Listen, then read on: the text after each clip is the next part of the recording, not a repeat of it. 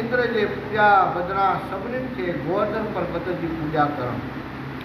कहिड़ी सुविधा चयो त राजा परीक्षित ब्रजवासी हर साल कतीअ वॾी चोॾस, हर साल हाणे असां गोवर्धन जी पूजा ईंदी आहे न, हिन में ईंदी आहे न सॼी जेके असां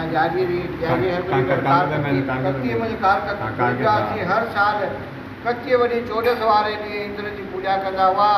जॾहिं उहो ॾींहुं आयो तॾहिं सभु ब्रजवासी मिठाइयूं माल ठाहिण खे लॻी विया। अंतर्यामी प्रभु माता जसोदा खां पुछणु लॻो त माता अॼु कहिड़ो उत्सव आहे जो घर घर में मिठाइयूं थियूं तरजनि। तॾहिं जसोदा चयो त हे लाल गोपाल पंहिंजे पीउ खां वञी पुछ।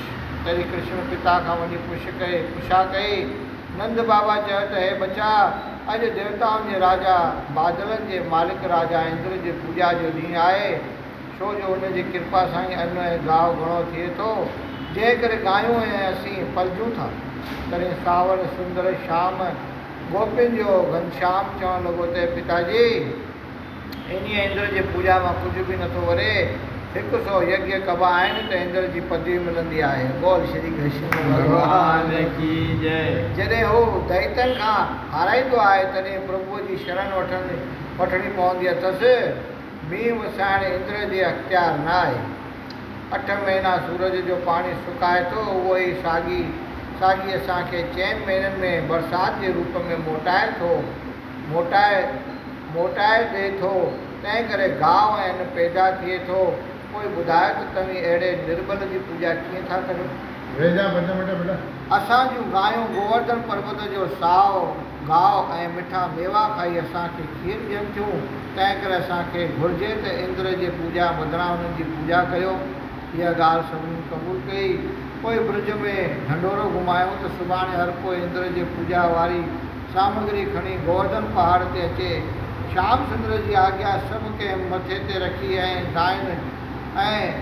गायनि गाभनि खे ख़ूब सिंगारे गोवर्धन पर्वत वटि अची कठा थिया ऐं पहाड़ ख़ूब सफ़ा करे हुनखे लेपो पाए सुंदर जो तिलक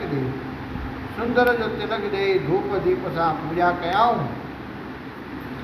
तंहिंखां पोइ बाके बिहारी चयो त हाणे जेके भोजन आंदा अथव से पंहिंजे अॻियां रखो ऐं अखियूं मूंखे गोवर्धन भॻवान जो ध्यानु धरियो त हू तव्हांखे दर्शन ॾेई भोजन अंगीकार करे।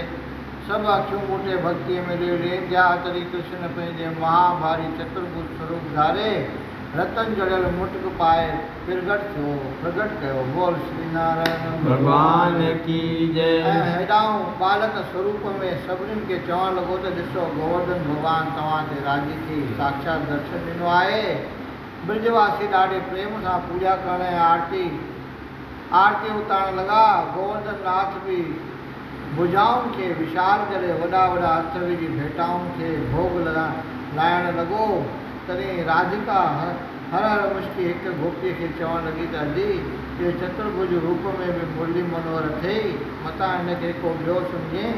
पंहिंजी अचरज लीला ॾेखारे सावरो सरदार सभिनीनि जे ॾिसंदे